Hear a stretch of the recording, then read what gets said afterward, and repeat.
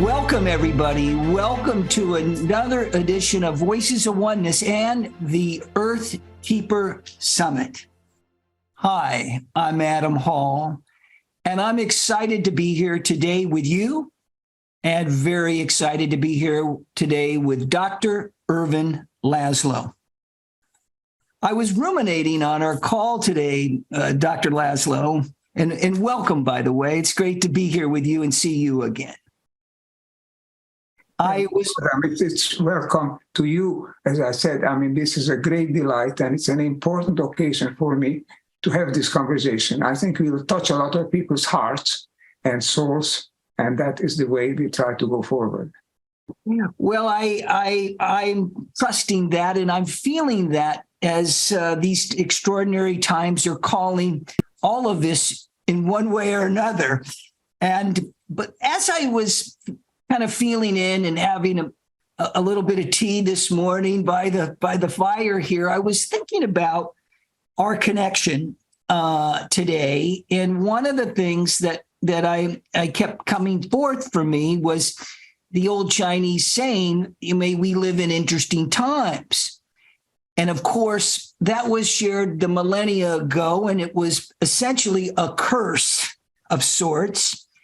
And I kept feeling, may we live in extraordinary times.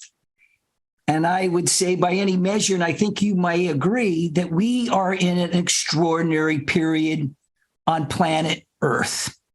And I would just love to hear some of your thoughts, maybe to help us, let's create a little context perhaps around the conversation. What are we thinking in terms of where we are and where we're going?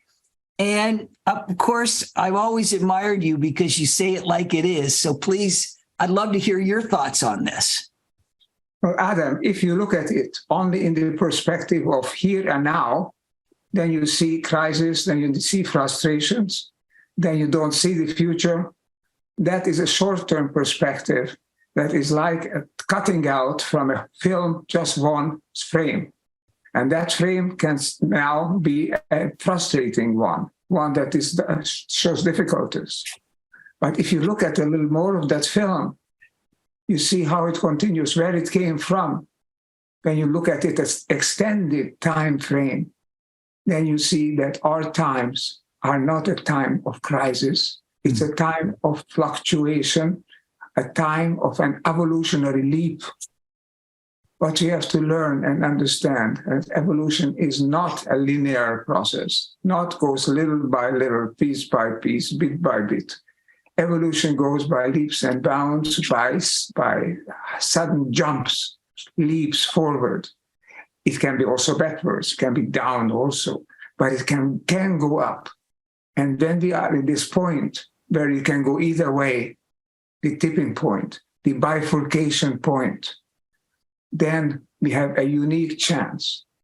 It's a unique moment in history, the first time in human history where a group of conscious people recognizes where we are, the options that we have, and can choose among the options that they want to take. The option is simply our continued evolution on Earth. If we don't choose the right option, we could become extinct on the planet. If we choose the right options, we will thrive and we become a positive force, a positive element on the planet. It's in our hands. All of these things are possible. The interesting and important point is that here we have a unique chance to exercise our consciousness, exercise our insight, as you are doing with your books and with your programs. It's really opening up the door to this universe in which evolution is an ongoing process. It's a natural process. It's not just humanity. It's the whole life on Earth is an evolution. Life wherever in the universe is an evolution. But here we are part of this evolution of the Gaia system, the evolution of this biosphere. And if you look at it close by, you see one segment of this evolution. As evolution, I would say look at it broader. Look at it and see it's a fluctuation. It's the preparation for a leap. Will we leap? We can leap. That we can know. How we take it is up to us now. But if you continue, carry on conversations, upshift conversations that you do regularly, then we have a chance, I think, to shift up. And that is my credo, and that is my ambition, and also my mission. Well, thank you for that. And I think it very much speaks to the time that we're in, but the power of our choice to choose into the moment. And the beauty of evolution, as you know, as a longtime student, teacher, as am I, of a conscious evolution, is that there are those periods, as you mentioned, that create that momentum. That word that you're using is the upshift. And, one of the things that's intrigued me over the last, quite a few years, Dr. Laszlo, is the evolution of Earth, evolution of human, the evolution of species, and all the things that have gone on during an evolutionary period.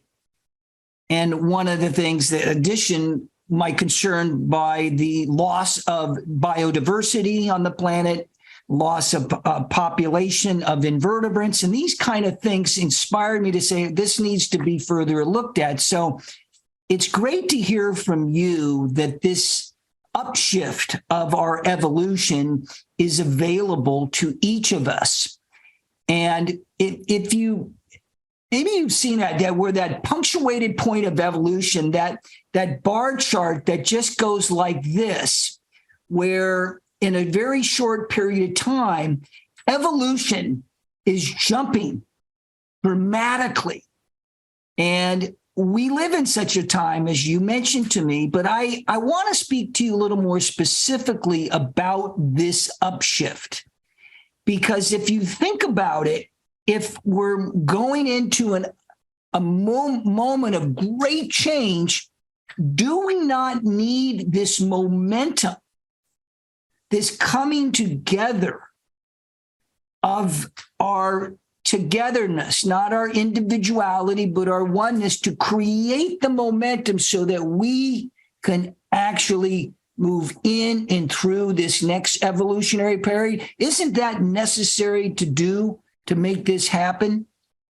I think it is. So I think we should greet the crisis because it's a challenge. Yeah. Crisis is not danger, it's opportunity. Depends on whether you recognize it or for what it is. It's a transition period. It can be a shift up. And it's my mission, my religion, so to speak, is to help this process of shifting up. Why is this realistic? For two reasons. One, because we don't need to upshift the entire human population. There is no power on earth that could do that, but it's not needed. What we need to do is to upshift the mentality, the mindset of small groups of people.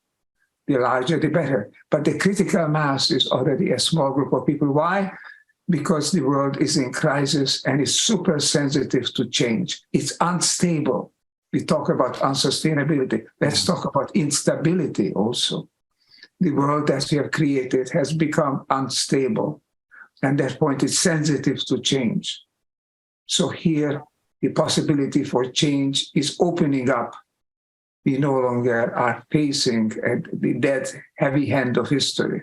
We are at the fringe, at the opening threshold, which could lead us to a whole new world.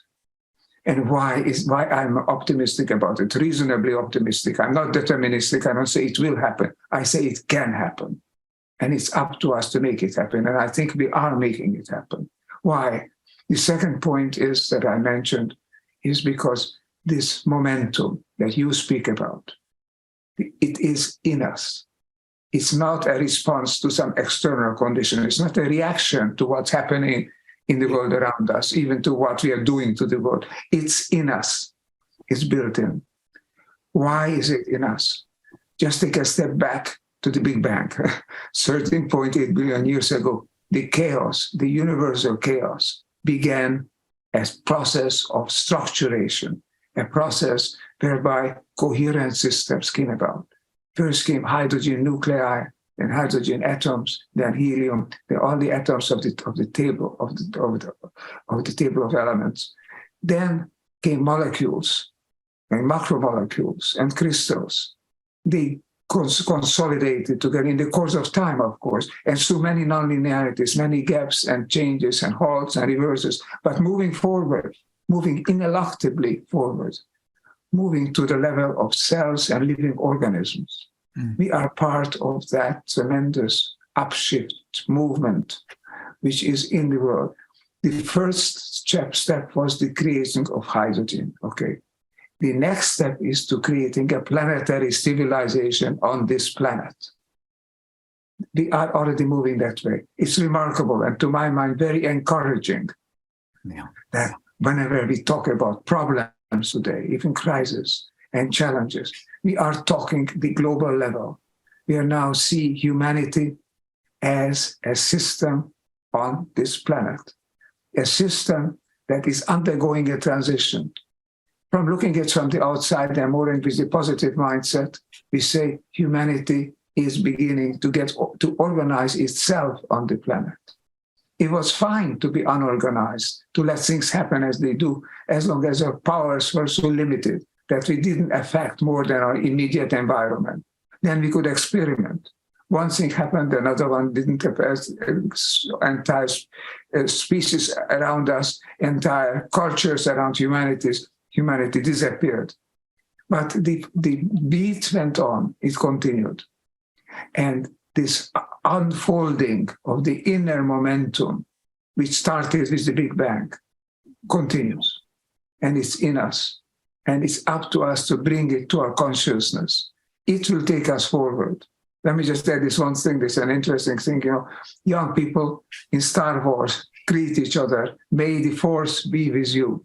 And I say, yes, let the force of evolution be with you, be with each of us. It is with us. Allow it to come to your consciousness. What is this force? It's a force toward oneness, a force toward bringing together diverse plans, diverse systems into a more coherent overall system, a structure. Unlike we think, the atom and the molecule, as we started with that, is not a dead system. It's not a physical system. It's a movement. It's an evolutionary movement. And an atom already is an incredibly complex and coordinating and coherent system. What is happening in the world in this very large perspective, the largest perspective at all that you can have had, what is happening? Coherence is growing. A total incoherence at the Big Bang. And now a world that is so coherent that Einstein said it is a miraculous world. The miracle is that we can understand something of this world because the world is coherent. Okay, so despite the problems that we have, despite the chaos and the crisis, coherence is growing. Humanity is getting organized on this planet. Now we have to get organized because we wield such powers that if we don't get organized, we endanger our very existence. We endanger the future of life on the planet. Before we could experiment, now we have to go consciously forward. That is what I want to say. That is what I want to call your attention. You are doing that. You are a conscious guide to evolution. And that's what we need. We have to multiply Adam halls in this universe, on this earth, and then we move forward. Well, thank you for that nice place of connection. And I take that to heart because I believe that is the place where we are connecting with others that are coming to the World Upshift movement. And I've been excited about what's going on at the movement as well. And I really like how you're framing how the planet in relationship, to the greater quantum field is inviting us mere humans to reorganize ourselves, both individually and collectively. In your previous book, you spoke about the bifurcation we've long heard about this great paradigm shift. And as a student and a lover of Mother Nature, I've been often fascinated in my study and research about what she does to reorganize, to really reimagine herself. And she doesn't think in terms of stability or, creating sustainability. She regenerates. She moves through a constant state like the quantum field of reorganization to constantly be in a perpetual state of its own evolution to create equilibrium and balance in universes, for that matter. So I ask, and I want to throw out to you now, because you and I have been in this journey for a while in our own ways and doing the work that we have. There's 8 billion people on our planet now. And the vast majority of them are in the teens, in the 20s, in the 30s, even in the early 40s. And what would you like to say, and what would you share with these younger generations about the world upshift movement? We've got so many opportunities and so many possibilities with the internet and so many movements and so much going on. Thank goodness.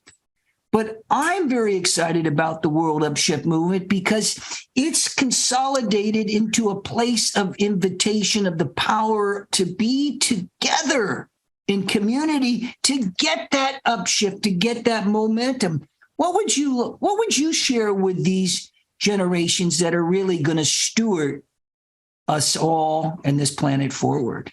In the recent past, we talked about the upshift that's coming, or a change that's coming. Yeah. We are now in the change. We're in it. In the upshift. Totally. Okay. And at this particular moment, it's not a question of writing more reports, or just trying to point out that we need to do this and we need to do that. It's a point now where we need to help people to do it, to actually join together and do it. Yeah. So that the time changes from reports to movements, movements, popular movements, great movements, global level movements. Seems utopian. Can we get such a movement underway? And seems hopeless. And no. First of all, the instability, the openness, the crisis is breaking open the old system, and it's paving the way to the new, to something different. What it will be still depends on us. How do we know that we're going the right way? We know it in us. I would say to young people, understand that the force that you're talking about is a force that's in you. It's in every quantum in your body, in every cell, in every organ. It's in your brain, it's in your heart. You can bring it forth. It has to be on your waking consciousness. When you meditate, when you sleep or in a half-way sleep state, okay, you naturally access this. And unless you're corrupting it, unless you are frustrated and depressive, this natural sense of who we are comes through in this altered state. And altered state is a state of belonging, is a state of oneness, and it's expressed for young people and for everybody who's sensitive enough. Is a state of love, universal and unconditional love. So it's in us. Don't look for it outside, not above you. It's not. It's below, if anything, but it's in you, in your heart, in every bit of your body, in every cell. So join together, allow this to come forth. And as you share your insight, your real insight within human sight, then you recognize that each of you have come up with the same thing. It's remarkable. All the great, I would say this without conditional, but almost all, I would say all the great spiritual people in the world, when in their deepest state of advanced vision, come up with this notion. We are part of a universe which held together in love and by love. That is our destiny. It doesn't look like it if you look at the world from the current short-term perspective, but underneath it, there's a process of joining together. The very fact that we are talking like this, we can talk about this, we couldn't have talked like this a year ago, certainly not 5 years ago or more. We are now at a point where we recognize that we are in a crisis, which is an opportunity. The upshift has started, and it's up to us not to give in. The one danger that I have above all, it's not so much the climate change, it's not so much energy shortage, it's not so much economic, but the danger is the loss of faith, the loss of belief that we can make it.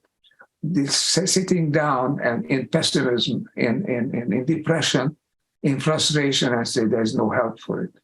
Then we can break open the system. Then the bifurcation goes down, a downshift.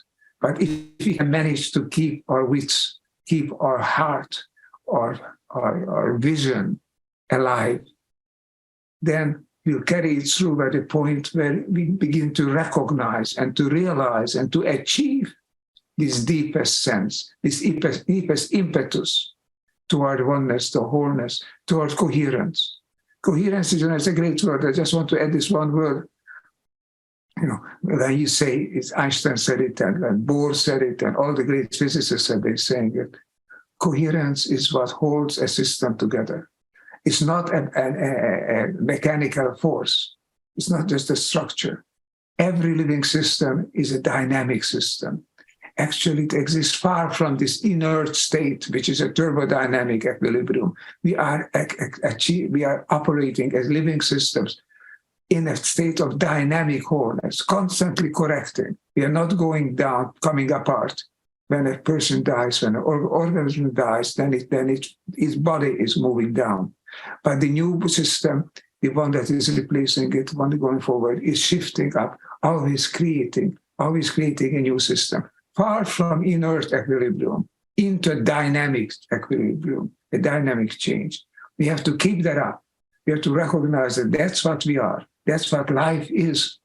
Life is not a passive movement toward lesser and lesser levels. It's not entropy. That was the old physics. That was the old way of thinking. Now we know negentropy, negative entropy, the real energy level in the quantum system, in the quantum field of which we are a part. That is fueling us and moving us forward. Now this is reflected in our mind, in our consciousness.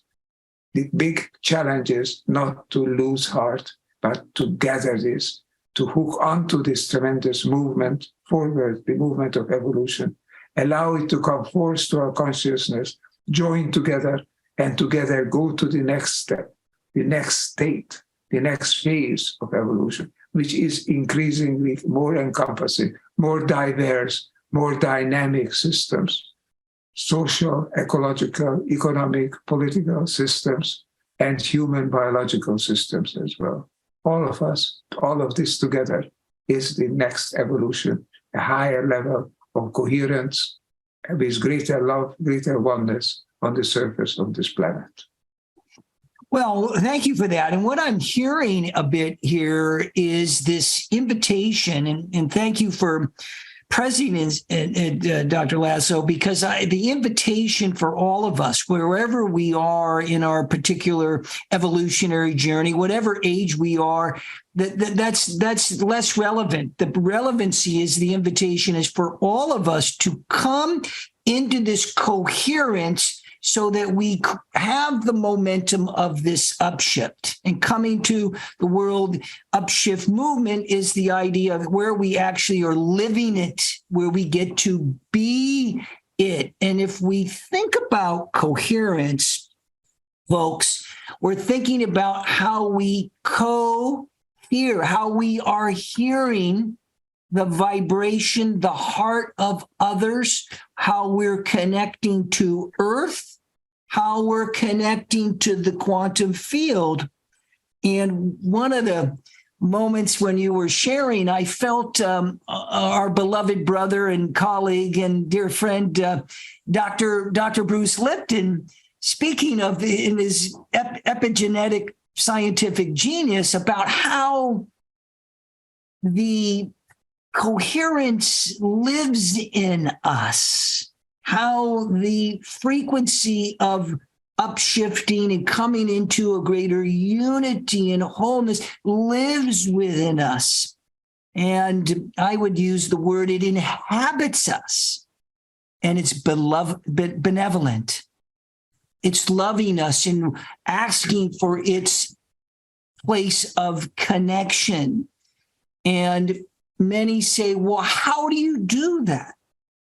How do we go about this deeper coherence and this deeper connection? And of course, we don't have time to get into a lot of things today around that, but it's less what I have found, and I'd love to hear your wisdom of the ages on this one. It's less about how we're doing it. It's how we're holding our sense of feeling and our heart sense of connection and evolving our story. If you think about it, we have the power to be in that place of connection and choose a new story. And in that journey, that alone can allow us to become more coherent. And love to just have that discussion maybe at another time. But, as we kind of round the turn here a little bit, and what are your thoughts about the journey into that coherence? How can people really connect into that field of, love, but ultimately the coherent field, the cooperative field, the co-creative field, by activating that place within them that's alive and wants to express itself? What are your thoughts on that? Well, Adams, thanks for putting this question forward, which is the most fundamental question that we could possibly ask. I'd like to add to the answer, or frame this answer under two words. One is consciousness. The other one is non-locality. We're not talking about a physical universe alone. The universe has a physical aspect. But as we come increasingly to recognize, particularly in the quantum sciences, it also has an aspect, which is a mind aspect, which is consciousness. Consciousness is not just a byproduct of the functioning of the centers, neurons in the brain. Consciousness is something that is an element in the world as fundamental as information and energy, and more fundamental than matter.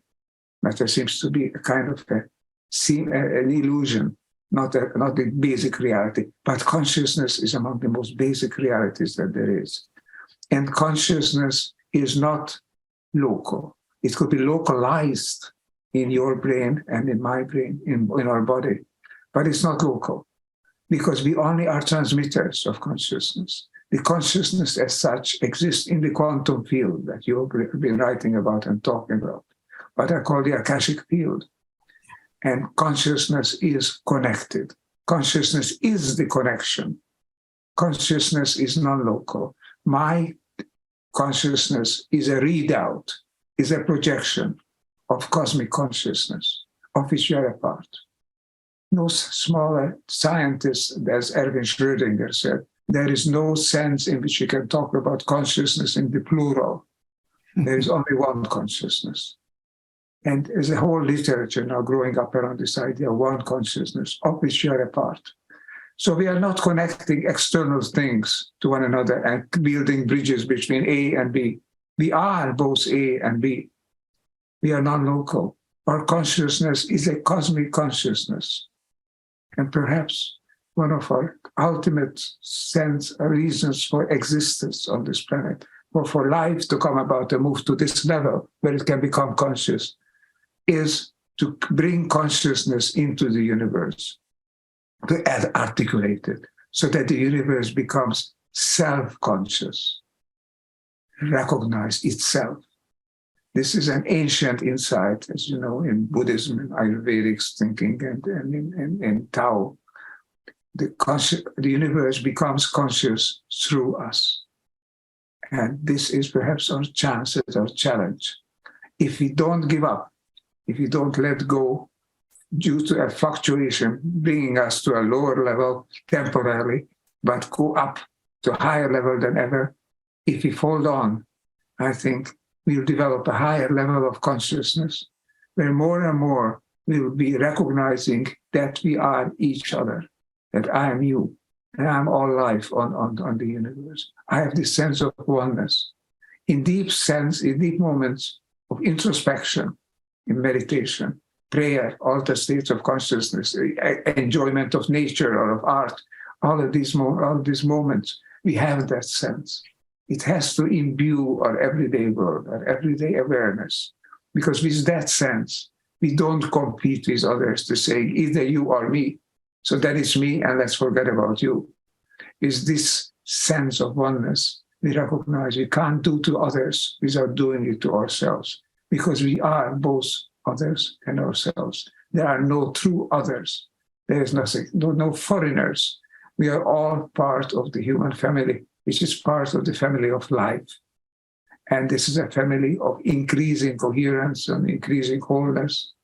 It's a chance now where this recognition coming forth, high time, as we said, because otherwise we risk creating major problems. But now we can take our evolution into our hands because we recognize that evolution is toward coherence, toward oneness, motivated and bonded by love. If we can take that from us, from the depths of our consciousness, we'll become a positive factor. We'll become a real change agent in this universe, on this planet. That's our mission.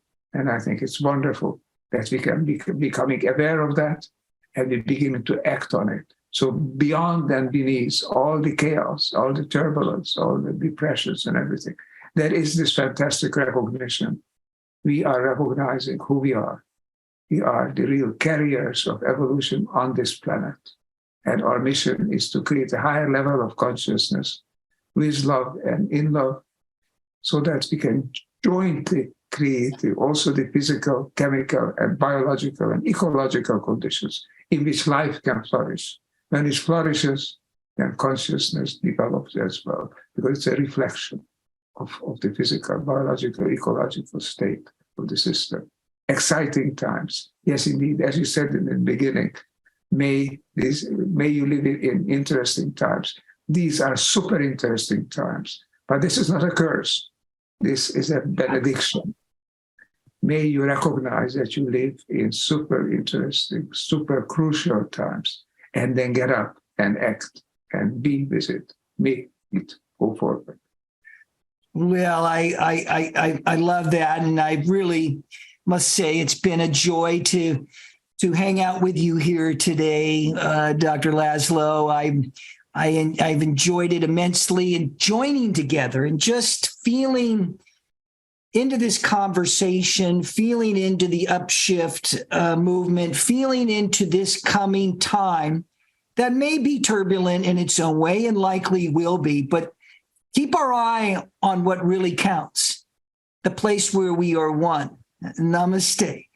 Let's be in that place where we also celebrate. And I believe that's the invitation, is to come into these kind of conversations, to come into a place where we are celebrating our interconnectivity with Earth, with each other, with the quantum field, to come into a place, because in that place of interconnectivity, that momentum, as we spoke of, can really move us forward in and through this together. Everybody belongs. Everybody has its place. Everybody has their own place of a joy. And it's, just being in that connection field. And I've enjoyed being in that field with you today, Dr. Laszlo. And I say, what do you say as we make the turn and move forward together? I'd love to hear any closing thoughts from you. We need conversations like this. People like you. There are few, but there aren't many. Conversations like this also are coming around. We need that. That's the way forward. You are a champion of the new wave for humanity. And people like Adam Hall need to be replicated, need to be cloned, so that we can really have the force to move ahead. This is a very different mindset, as we have been talking about the past half hour or 45 minutes. Very different mindset from that we read in the newspapers or hear in the daily news or talk on his neighbors about. Mostly very different. But this is more real because this is based on our deepest recognition coming from the sciences, in your case, very heavily based on the new quantum sciences, on the new philosophy of the sciences, the new worldview. This is not just imagination. This is rock solid, bottom, good science. And this science, the philosophy of it, the vision of it, is what can help us to have the confidence to move forward, because we are change agents. We are agents of evolution. And the love that we feel is a cosmic love, is a universal, unconditional love. When we feel it, we are moving forward. We are then the champions. We are the people who will make for a better world. Finally, we now can make a better world. We need to, but we can. And that is a tremendous thought, a tremendous recognition. Enough for us to sit up and say, let's stand up and let's get going. The time is right, and the time is now. And it's a good time, an exciting time. The time is now, and the time is an exciting time. And wherever you may be and whatever you may be going through, the invitation is there. We welcome you. And on behalf of Dr. Laszlo and myself, we want to celebrate life with you and life together and upshift together into a movement of our greater potentiality as beings, as light, as love. And we leave you in a place that can never be left. We hold you all in a place that will always be held in our hearts, in our place of presence. And we look forward to our journey forward. Thank you and for being here, and bless you. Adams, thank you for being with us, a unique person in a unique time.